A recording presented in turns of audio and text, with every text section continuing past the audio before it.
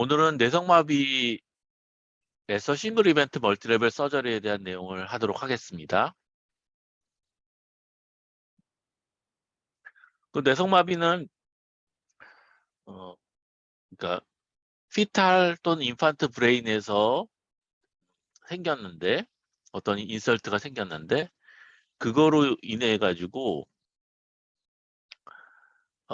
무브먼트 앤 포스처의 디벨롭먼트에 발달 장애가 있는 거예요.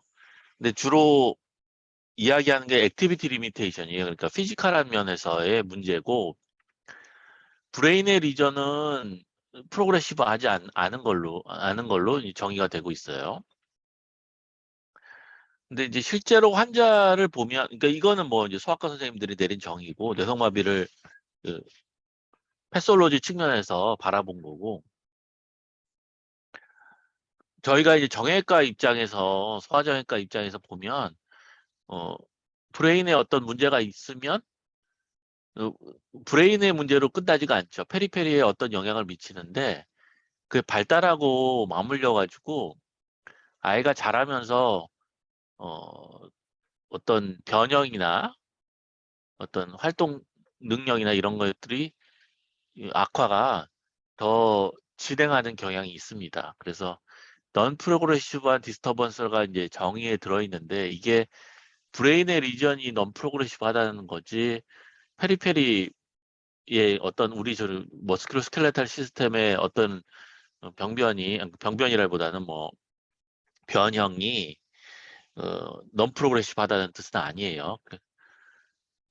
진행할 수 있고 진행하는 경우가 많고 뭐 이렇게 생각하시면 됩니다. 어떻게 보면 되게 말장난 같죠. 뇌병변이 진행을 하지 않는 것이지 근골격계의 2차 변형은 진행을 한다.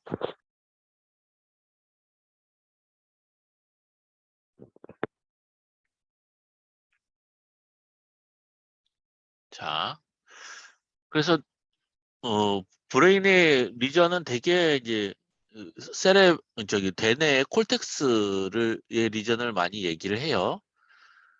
대뇌 콜텍스 리전은 아니죠. 대개 이제 페리벤트리큘라 리전의 그 에리어에 어떤 병변이 있는 거고 코티코 스파이널 트랙에 영향을 미치는 거죠. 음. 그렇게 되면 이제 스파스티시티가 많이 일어납니다.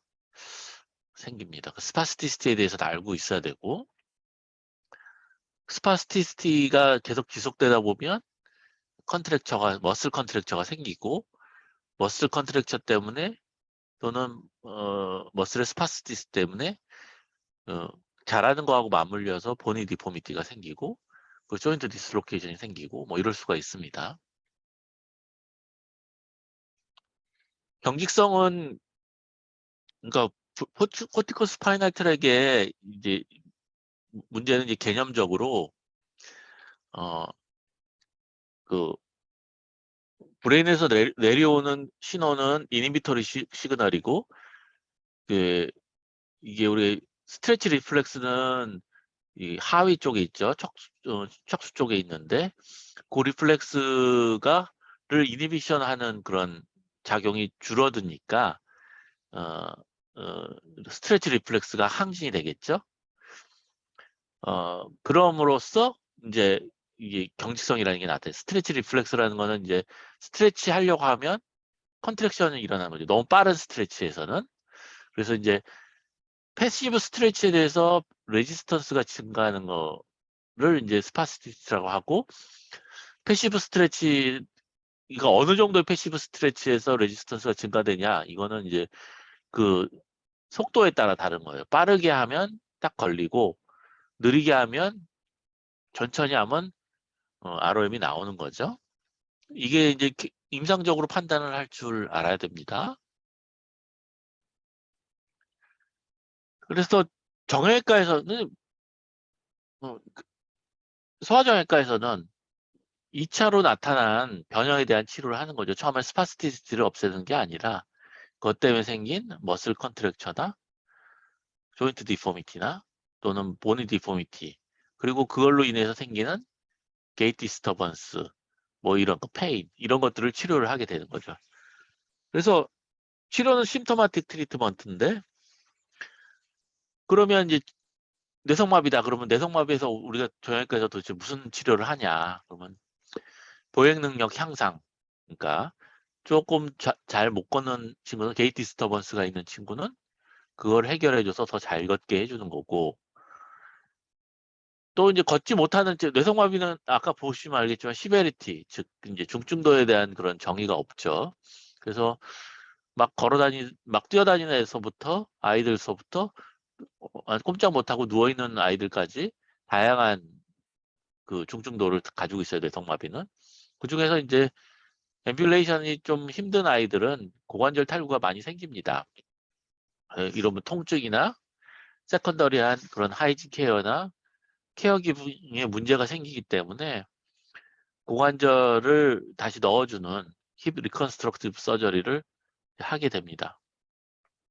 그 척추측만도 어, 다른 비장의 아이들보다 더 많이 생기고, 헤미플레이지아 같은 경우는 손의 인볼브가 많기 때문에, 핸드에 어퍼 익스트리미티 인볼브가 많기 때문에 손의 기능 향상을 위해서 수술을 하기도 합니다. 또 하나 또 중요한 거는 이제 요즘 많이 이제 중요시하는 것, 문제가 되는 것들, 옛날부터 문제가 됐지만 요즘 많이 이제 각광을 받게 된 거는 오스테오포로시스죠. 아이들이 앰뷸레이션이 줄어들기 때문에 디스유스 오스테오포로시스가 이제 생기게 되죠. 그래서 그것 때문에 이제 골절이 생기고 그러기 때문에 그거에 대한 저희가 치료, 프랙처가 많아요. 뇌성마비 아이들 프랙처 많고, 프랙처에 대한 치료, 프랙처 이후에 관리 뭐 이런 것들에 대한 것도 소아정형외과에서 이제 하게 되죠. 그래서 힙 리컨스트립 서저리는 뭐 저희 팀 오시면 계속 이걸 보실 수 있게 되는데, 오늘 토픽은 이거는 아니고요. 하여간 뭐 워낙 많으니까 넌 앰뷸러토리 페이션트에서 힙 리컨 서저리를 한다. 대개 4, 5, GMFCS 레벨로 봤을 때 4, 5 환자에서 많고, 뭐 여러 가지 프라이머리한 코스에 의한 세컨더리 디포미티에 의해 가지고 요게 이제 생기게 되죠. 그래서 뭐 아이들이 이 환자 같은 경우는 오른쪽이 이제 디스로케이션이 됐는데, 왼쪽도 뭐 괜찮지는 않아요. 근데 보면 어덕션 돼 있고 플렉션 돼 있죠. 포스테로 수페리어로 빠져 있기 때문에 그렇습니다. 그리고 통증 때문에 꼼짝을 못 하죠. 대개 이제 뇌성마비라는 게 처음에는, 그러니까 세컨더리 디포미티는 계속 프라이머리하게 스파스티스가 있으니까 나중에 발생을 하는 거니까, 처음에는 고관절 탈구가 없다가 나중에 생기게 되죠. 대개 평균적으로 5에서 7세, 더 늦게 생기기도 하고 좀 더 빨리 생기기도 합니다. 아이 경중도에 따라서. 탈구 시 심한 통증이 발생, 청혈 문제, 기립이 힘들어지기 때문에 수술을 하게 되고요. 뭐 이렇게 빠져 있는 친구들을 수술을 해서 넣어주게 됩니다. 이게 이제 다른 비장애 아이들의 뭐 DDH라든지 뭐 다른 고관절 탈구하고는 다른 경과를 가지고 있고, 치료 방식도 전혀 다르죠.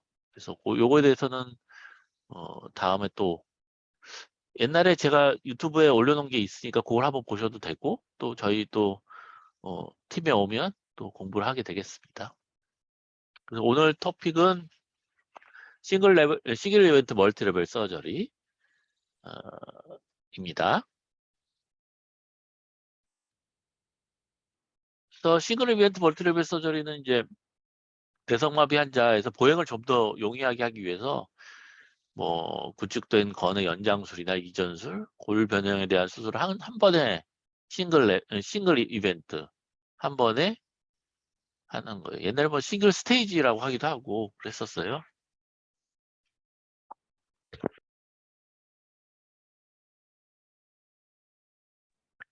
그래서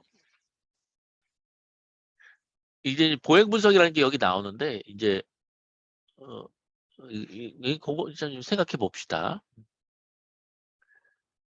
그래서 옛날에는 이게 이제 수술이라는 게 이제 치료라는 게 트라이얼 에러를 거치죠. 그래서 이게 이 뇌성마비라는 거가 뭐 옛날부터 있었겠지만, 뇌성마비라는 걸 그러니까 의사들이 인지하기 시작한 건 100년밖에 안 됐어요. 그리고 이제 그냥 마비로만 알고 있었죠. 그러니까 마비로만 알고 있었고, 그 당시 100년 전에는 가장 유행했던 마비가 이제 소아마비입니다. 그러니까 폴리오마이라이티스에 의한 소아마비. 이게 엔데믹이 그때쯤 있었나 봐요. 갑자기 확 많아져가지고 엔테로바이러스에 의한 폴리오바이러스에 의한 소아마비가 많아져가지고 그때는 소아마비 환자가 엄청 많았어요. 그래서 그거에 대한 치료를 했겠죠. 근데 되게 이제 소아마비 같은 경우는 어, 이한상 선생 마이크가 켜져 있다.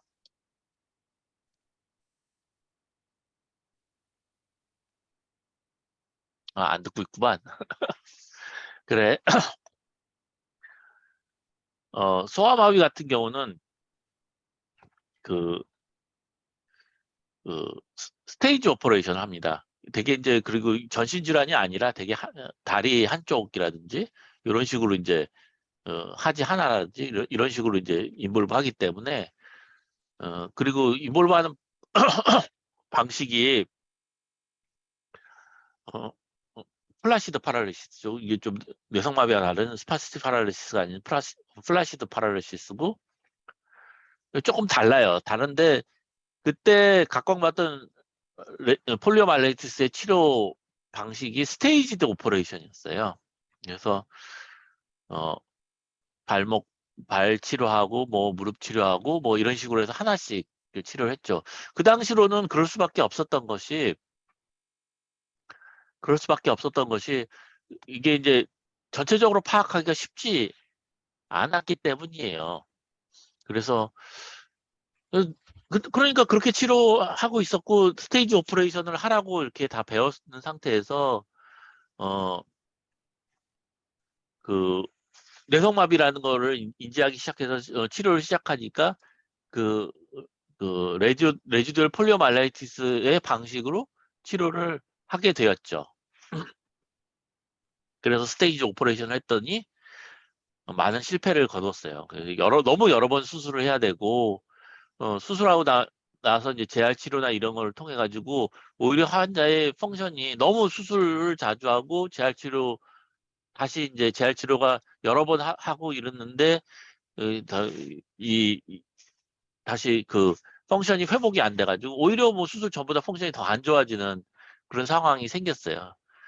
아니, 물론 모든 환자가 다 이렇지는 않죠. 근데 이런 경우가 생겼고 이것 때문에 어, 어떤 다른 의사들이 이제 개념을 이건 한 번에 하는 게 낫겠다 해가지고 생긴 게 싱글 이벤트 멀티레벨 서저리입니다. 그 싱글 이벤트 멀티레벨 서저리는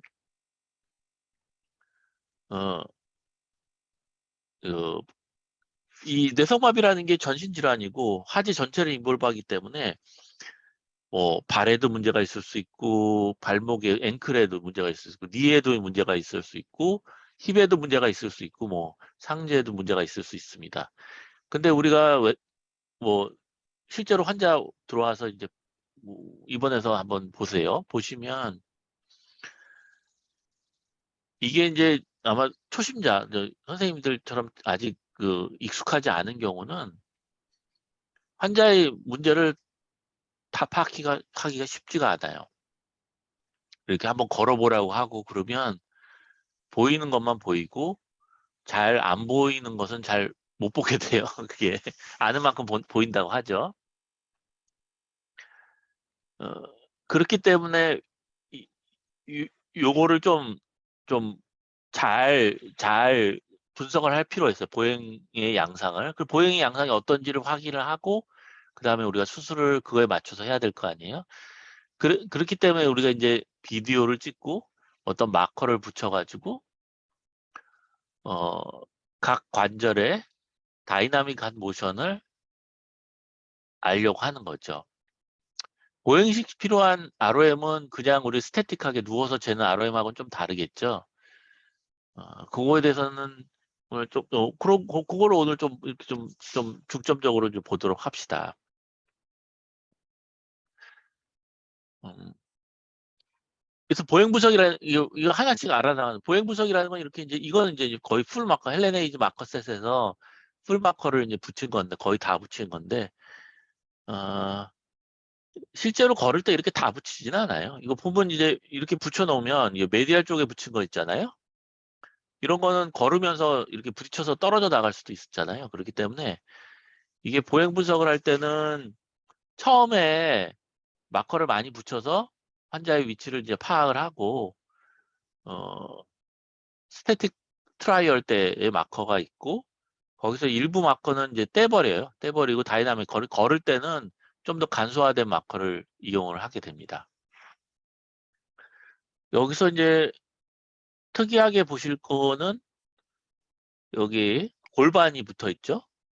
이게 골반에 마커가 3개가 붙어요. ASIS에 2개가 붙고 PSIS 사이에 하나를 붙입니다. 이게 무슨 소리냐 하면 이 3점으로 골반의 위치를 표현을 하는 거예요. 근데 이게 표현을 할 수 있죠. 3점이 있으면 점이 3개가 있으면 면을 만들 수 있죠. 그 면이 골반이 되는 거예요. 이 면이 안테리어 포스테리어로 로테이션 하면 그걸 틸트라고 하고 트랜스버스 플레인에서 로테이션을 하면 로테이션이라고 표현을 하고 코로날 플레인에서 이렇게 로테이션을 하면 그걸 오블리퀴티라고 우리가 표현을 해요. 그래서 옆에 보시면 펠빅 틸트라고 표현이 되어 있죠. 펠빅 틸트는 아까 말한 ASIS하고 PSIS가 이룬 면이 사지탈 플레인에서 어느 정도 각도를 이루고 있냐를 뜻하는 거죠. 그러면 이거는 이 녹색이 뭘 것 같아요? 녹색은 저희 랩에서 잰 한국의 표준 레퍼런스입니다. 이게 성남시에서 500명을 랜덤 샘플링해서 만든 거라서 상당히 정확한 레퍼런스예요. 보면 녹색 선을 보면 이게 위쪽이 안테리어 펠빅 틸트고 아래쪽이 포스테리어 펠빅 틸트입니다. 안테리어 펠빅 틸트가 한 5도 정도에서 유지되고 있죠. 그러니까 ASIS에서 PSIS를 기준으로 삼았을 때 그 면은 사지탈 플레인에서 5도 정도 안테리어 틸트가 돼 있는 거예요. 0에서 100이라고 써 있는 건 뭐냐 하면 이게 하나의 게이트 사이클, 발이 땅에 닿아서 떨어지고 다시 한 발이 닿을 때까지의 그 게이트 사이클의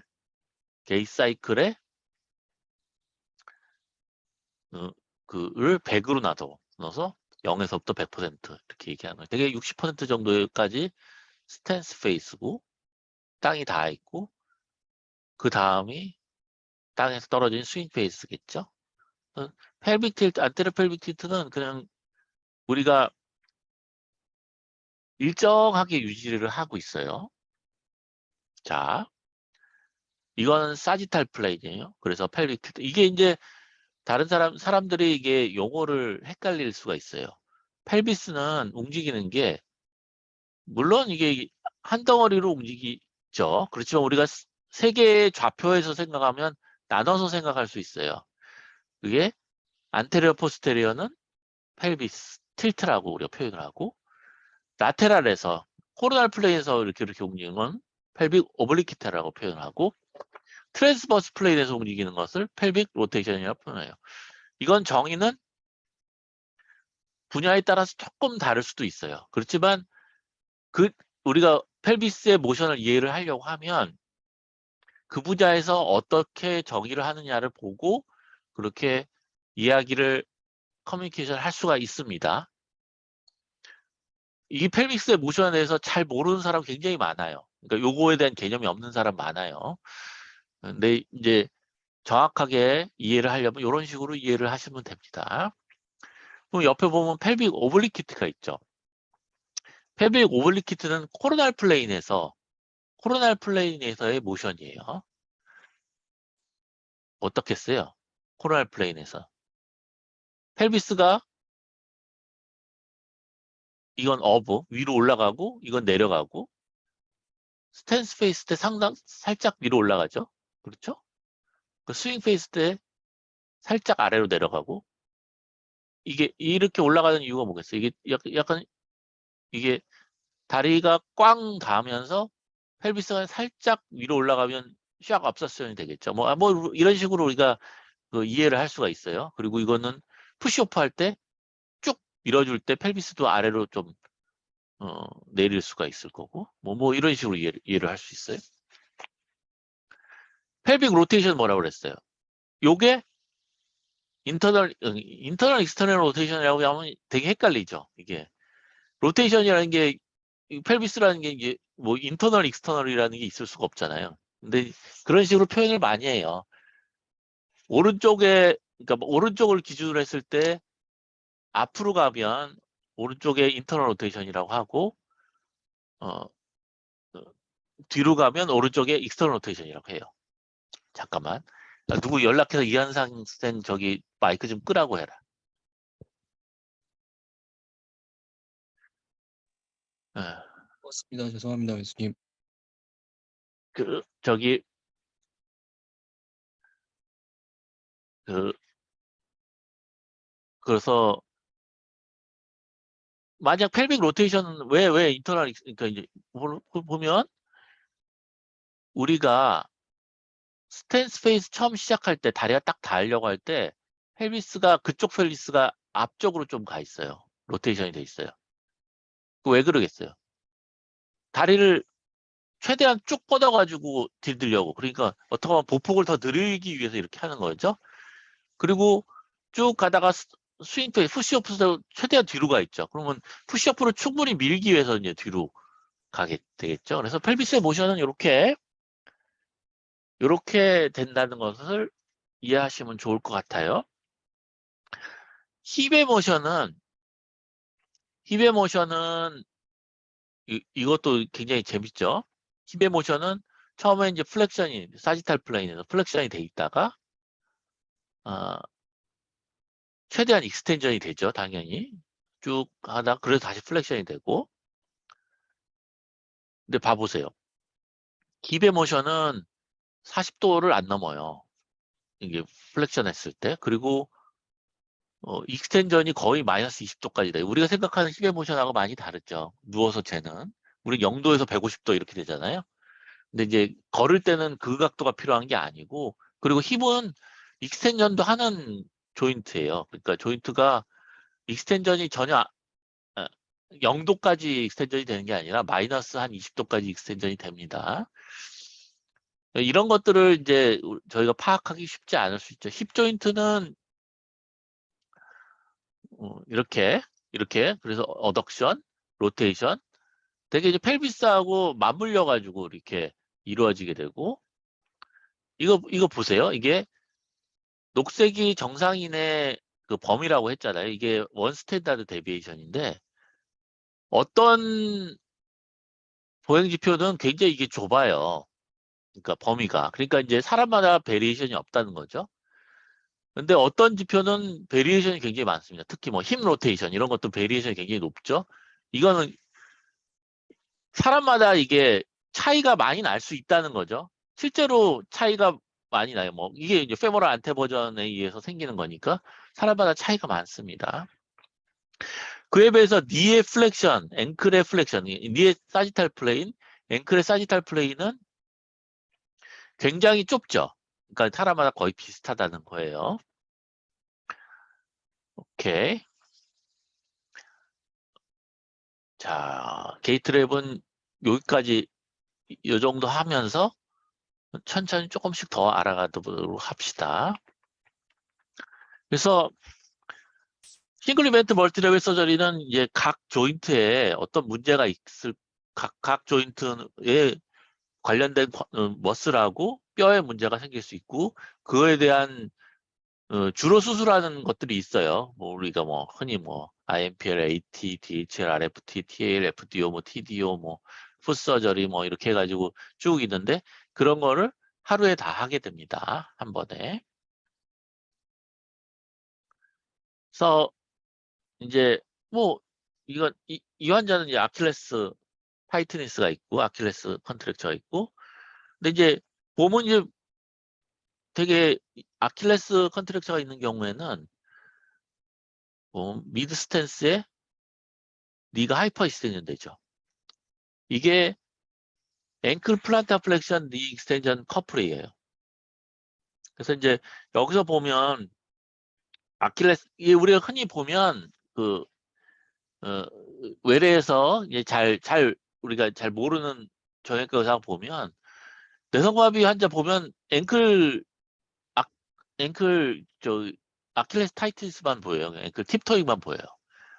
환자 보호자분도 주로 팁토잉만 얘기를 해요. 근데 사실은 그 위쪽도 다 문제가 있는데 그걸 잘 보지 못하죠. 그리고 그것만 이제 옛날에는 수술했단 말이에요. 그러면 이제 세컨더리하게 다른 문제들이 자꾸 나타나죠. 그래서 이게 아킬레스 타이트니스가 있으면 요게 니에 하이퍼 익스텐전이 생길 수 있다. 요거는 알고 있어야 됩니다.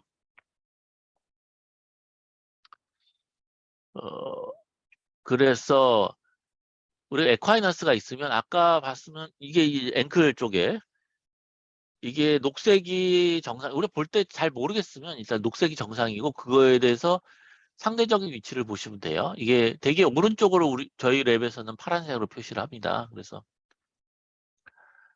이게 위쪽이 도지 플렉션 써 있죠. 아래쪽이 플란타 플렉션. 그래서 이 녹색 선에 비해서 파란 선이 아래쪽에 있죠. 예, 지속적으로 플란타 플렉션이 되어 있다. 아킬레스가 짧으니까 이렇게 된 거죠.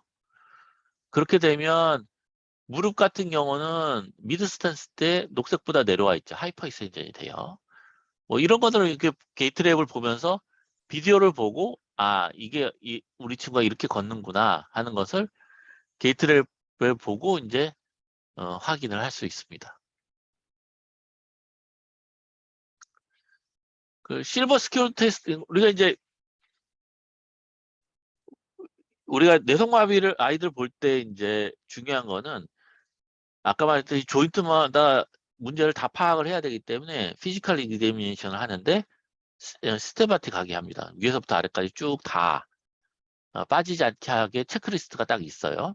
그걸 하게 되고 게이트랩도 아까 그래프처럼 다 나오죠. 각 조인트마다 3차원에서 사지탈, 코로날, 트랜스버스 플레인에서 다 나오죠. 그걸 다 보게 되고 그 중에 이제 앵클 조인트에 이제 아킬레스 타이트니스를 보는 테스트 중에 하나가 실버 스퀘어드 테스트죠. 요거는 원리는 간단하죠. 이게 솔리우스 같은 경우는 티비아에서 시작해서 티비아 피블라에서 시작해서 칼카니에스에 붙죠. 그러니까 솔리우스는 리조인트하고는 아무 상관이 없어요. 근데 가스트록네미우스는 디스탈 피머에서 오리진하기 때문에 리조인트를 플렉션하면 널널해져요. 그러니까 만약에 솔리우스는 괜찮고 가스트록네미우스만 짧아져 있다 그러면 니를 플렉션 했으면 앵클 도지 플렉션이 잘 되고 니를 익스텐전하면 앵클 도지 플렉션이 안 되겠죠. 그럼 이렇게 돼 있으면 솔리우스 괜찮다는 얘기니까 늘려줄 때 가스트록네미우스만 늘립니다. 수술을. 그러니까 수술 결정을 이런 테스트로 할 수가 있죠. 그러니까 상당히 중요한 테스트가 되겠죠. 이게 수술 결정을 할 때 다른 것보다 훨씬 더 중요해요. 그렇기 때문에 중요한 검사가 되는 거고. 그리고 사실 원리를 이해하기가 편하고 딱 직관적으로 알 수가 있고 그래요. 그래서 둘 다 좀 짧아져 있으면 아킬레스 텐던 쪽에서 늘리면 되고 솔리우스가 괜찮다고 하면 가스트록 네미우스만 자르면 되죠. 거기 인서션 가스트록 네미우스가 솔리우스에 붙어가지고 트라이셉스 수레가 되잖아요.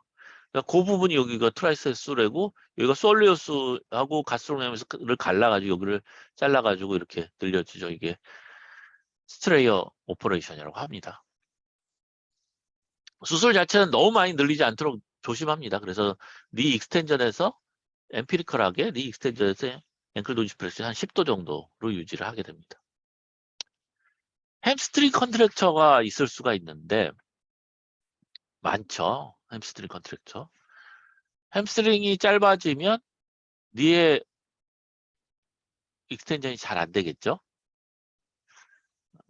특히 언제 잘 안 될까요? 힙이 플렉션 될 때 더 안 되겠죠? 그러니까 힙이 플렉션 되면 펠비스가 렐러티브하게 더 뒤로 가니까 안 되겠죠. 그런 거를 좀 생각을 해보시고, 그 햄스트링의 컨트랙처의 문제는,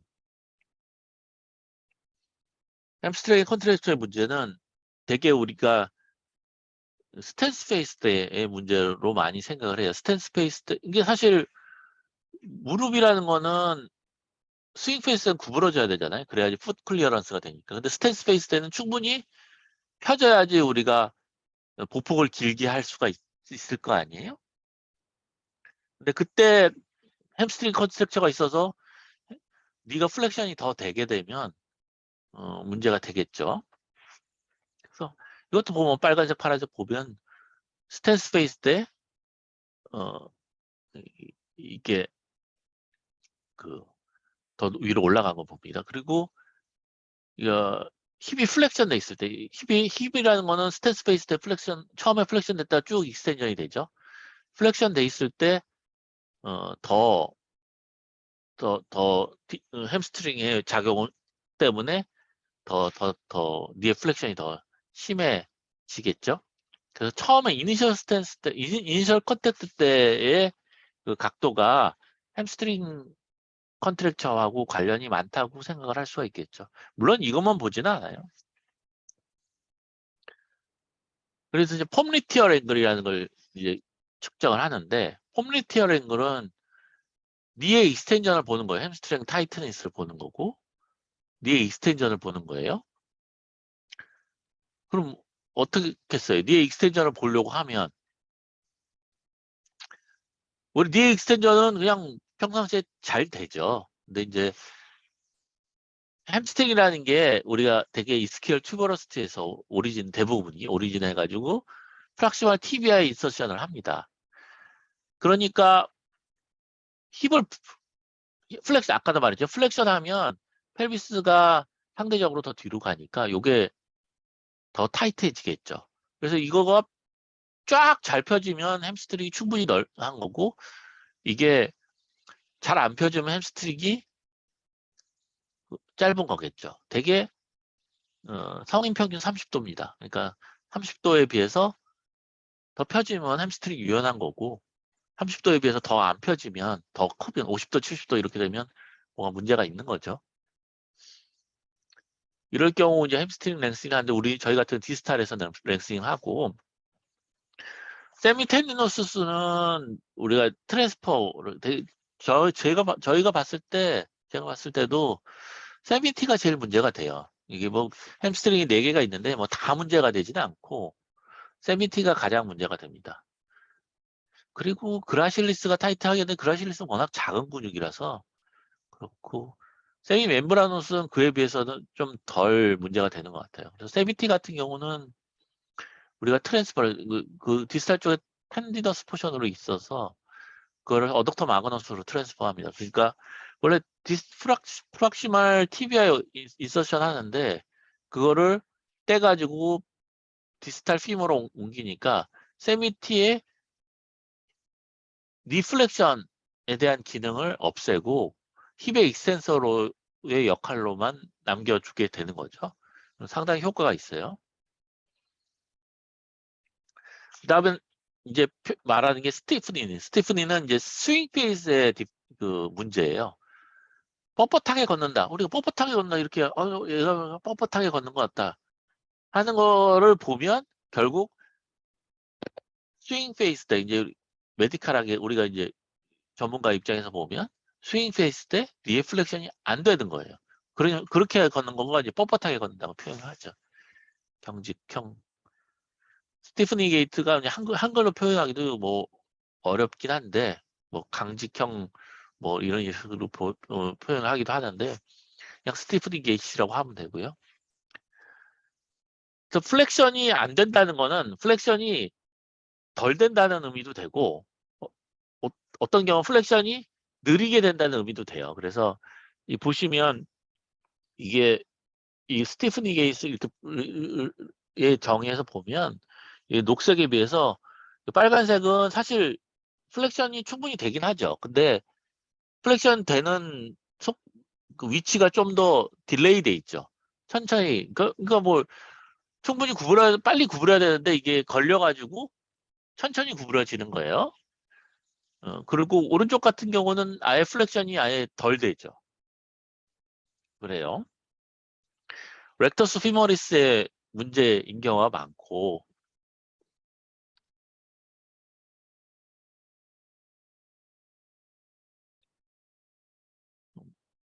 렉터스 피머리스가 이제 이때까지 봐보시면 아킬레스, 이제 가스트로크네미우스, 햄스트링, 렉터스 피머리스.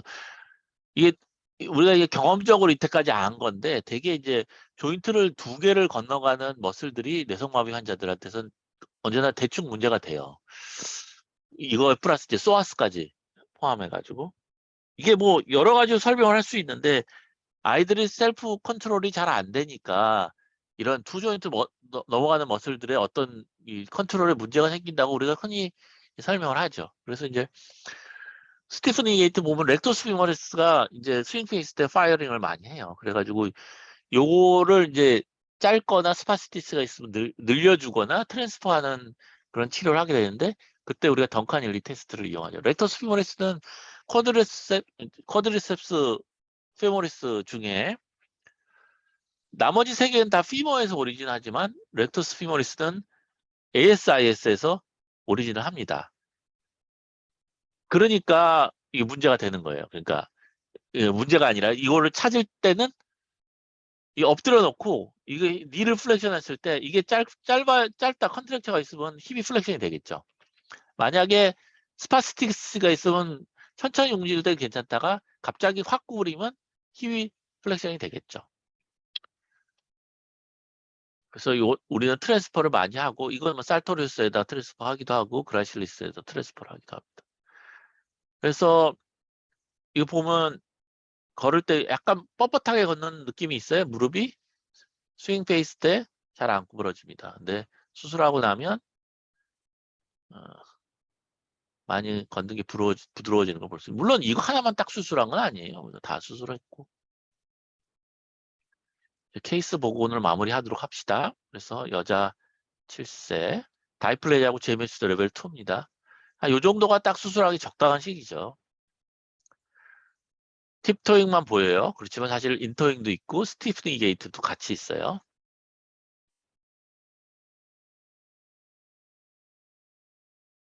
그래서 보니까 힙의 플렉션 컨트랙처 피지컬 이내면서 볼 수 있었고 안테버전 증가돼 있고 사이프된 글은 이게 에콰이너스가 너무 심하면 정확하지는 않습니다. 이럴 땐 트랜스 말레룰라 엑시스를 써야 되겠죠.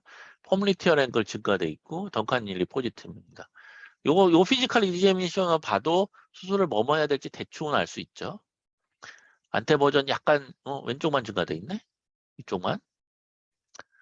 TBR 토전은 괜찮고 모션 아날리시스 보면 뭐 이렇게 이게 이제 뭐 워킹 스피드 뭐 이런 것들이 케이던스 이런 것들이 나오죠. 근데 이런 거 전체적으로 봐서 이게 정상이야 어떠냐 이렇게 알기 쉽지 않기 때문에 우리가 이제 점수로 표현을 많이 해요. 그래서 68점, 56점 이렇게 표현을 합니다. GDI로. 펠빅 틸트가 이렇게 안테리어로 이렇게 있죠. 힙의 플렉션도 이렇게 이거 이렇게 됐고 앵클은 플란타 플렉션 돼 있고 코로나 플레이는 뭐 그저 그런데 어 트랜스퍼스 플레인에서 보시면 펠비스 왼쪽은 뒤로 가 있어요. 뒤로 가 있어. 익스터널 로테이션도 있어요. 그리고 왼쪽이 힙의 인터널레이션이 많아지죠. 그리고 풋 프로그레션은 그런 양쪽 다 인터윙을 하고 있어요. 이럴 경우에는 왼쪽만 FDO를 하면 요거는 컴펜세이션으로 보고 나중에 다 좋아질 것으로 우리가 예측을 합니다. 그래서 문제가 힙 플렉션 컨트랙처가 있고 안테버전이 증가돼 있고 햄스트링 타이트는 있고 렉터스 스파시티스가 있고 아킬레스 텐던 타이트니스가 있습니다. 안테버전은 왼쪽이 더 증가돼 있고 그래서 요거는 힙 수술은 왼쪽만 합니다. 요것도 이제 이 디시전 메이킹 할 때 중요하죠. 그래서 왼쪽만 FDO를 했고, 수술하고 나왔더니 왼쪽만 FDO를 했는데 양쪽 다 인토잉이 좋아졌어요. 다 포트 프로그레션이 좋아졌어요. 그러니까 힙이 왼쪽이 안테 버전이 증가돼 가지고 인토잉을 하게 되는데, 그거를 컴펜세이션 하기 위해서 그쪽으로 펠빅스가 로테이션을 합니다. 그러면 안테 버전은 양쪽 다 증가를 하게, 인토잉은 양쪽 다 하게 되죠. 그렇지만 왼쪽만 교정을 해도 인토잉이 싹 없어지게 되죠. 수술 후에 거의 노멀라이즈 된 걸로 확인할 수 있고, 피지컬 에그제미네이션은 점수는 한 20점 정도 좋아졌어요. 이게 100점 만점이라고 생각하시면 돼요. 우리 친구 아까 FDR 왼쪽에 있잖아요. 왼쪽이 좀 더 심했던 애예요. 보면 패턴이 거의 녹색하고 많이 비슷해진 걸 볼 수 있죠. 보면 힙의 풋프로션, 발에 풋프로션 된 거는 노멀라이즈 돼 있습니다. 이렇게 돼 있고, 처음에 이랬고,